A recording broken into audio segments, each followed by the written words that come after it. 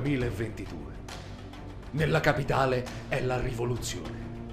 A Montecitorio quasi tutti i membri della Camera sono fuggiti per paura di essere linciati dalla folla inferocita.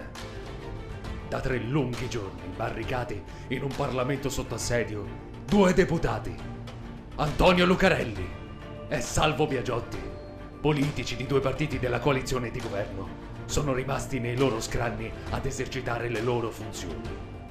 I 2 sono fermamente intenzionati a non venire meno all'impegno preso con i cittadini italiani.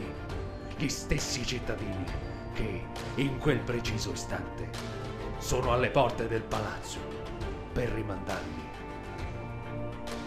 a casa.